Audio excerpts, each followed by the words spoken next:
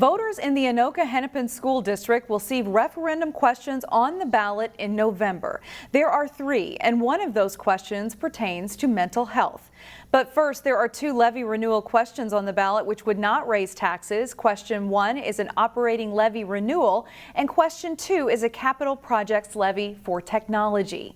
The third question is whether to continue mental health and social emotional resources and academic support that are currently provided through one-time federal funding, which expires next school year. Approval of this question would result in a $10 increase for a $250,000 home. The third one is in response to our communities asking us, hey, we'd like better ratios for counselors in our high schools and middle schools. We'd like more mental health supports. Would you consider doing that? And our community routinely says, when students aren't reading or doing math at grade level, provide some more support for those kids. So federal funds are giving us 2 years to do that, but that third question allows us to extend that another 10 years beyond that. The school district is providing information online and has offered informational meetings as well.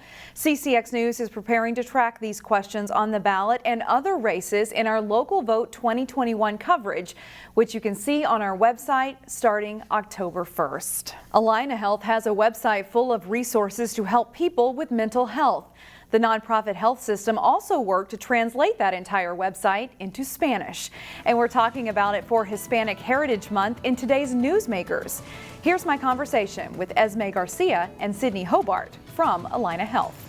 So changetochill.org is an online hub of resources to help teens manage their emotions. So we have information and activities to help teens understand the impacts of stress and anxiety, and also to help them build coping skills and resiliency. So for example, we have a stress factor quiz, which is kind of where we like teens to start, which helps them to assess what their stressors are and then directs them to specific content on the website about mindfulness, guided imagery, meditation to help them manage those emotions.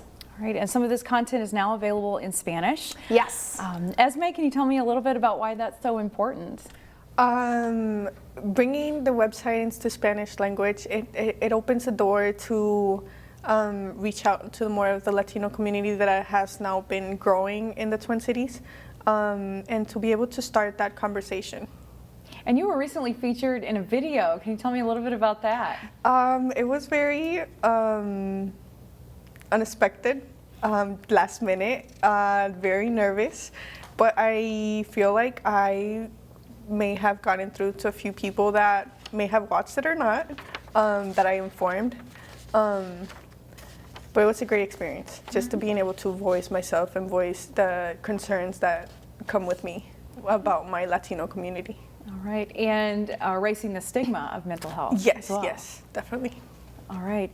Sydney, what's the ultimate goal of Change to Chill? What do you guys hope to do? Yeah, so I think right now is a really hard time in the midst of the pandemic, going back to school. There's a lot of stress at the start of a new school year anyway, but I think a lot of students right now are grappling with distance learning, some doing hybrid learning, and there's a lot of stress and anxiety that comes along with that. So our ultimate goal at Change to Chill is to continue to address those emerging needs, and with projects like this and translating all of the content into Spanish, making sure that we're reaching communities that really need these resources most in a time when we all need it most. Absolutely. And you guys didn't just go to Google Translate. You put a lot of thought and time into getting the content right. Can you tell me a little bit more about that? Yes, absolutely. I think a lot of things, even phrases or sayings in English don't necessarily translate well to Spanish, right? So we had a whole team of staff at Allina Health and our Spanish language services department who did all of the translation. So shout out to them. Thank you all for your hard work on that, to make sure that the meaning really translates to Spanish, and that it's conveyed in a way that's accessible and understandable to folks that speak Spanish. Where should one go to find more information? So it's changetochill.org. That's where you can find all of our resources and content. All right. Thank you very much both for being here today. Appreciate it. Thank you. North Hennepin Community College has received an award for its commitment to diversity and inclusion. The award comes from Insight into Diversity magazine, which recognized work the college did last year, like offering various conversations on race and community action. Some of the work was led by the school's Chief Diversity Officer, Dr. RASSHEEDAH Watts. Dr. Watts also partnered with CCX Create to produce a series of videos called Diversity Minute, meant to educate and inform people around the topics of diversity, equity, and inclusion. Here's an example. Our courage drives our commitment to take action, and we must know the action steps we will take in order to make a positive impact. Because in order to be effective, you must take action. There are 10 installments of this series, one that's released every Monday. You can learn more or watch one of these segments on our website, ccxmedia.org. The City of Plymouth officially recognized the opening of the Northwest Greenway Pavilion this week. City staff and elected officials cut the ribbon at the new facility on Thursday night. The new pavilion is located right at the trailhead or access point for the Northwest Greenway. The new pavilion is designed to host gatherings, and it's available to rent too, starting in 2022. Also in Plymouth, Luce Brewing Company spoke to us recently about how happy they were to be back open and serving customers after opening up during the pandemic. I think that people like being here because we have enough space where we can still keep a good distance for people. They're not on top of each other for sure, yet when you look across the room, it feels like you're in a crowded place.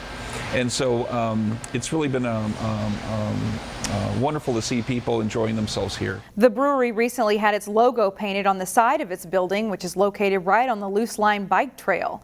The brewery celebrated Oktoberfest this past weekend with money raised going to the Free Bikes for Kids charity and the Luce Line Foundation, which will help develop a park near the trail and brewery.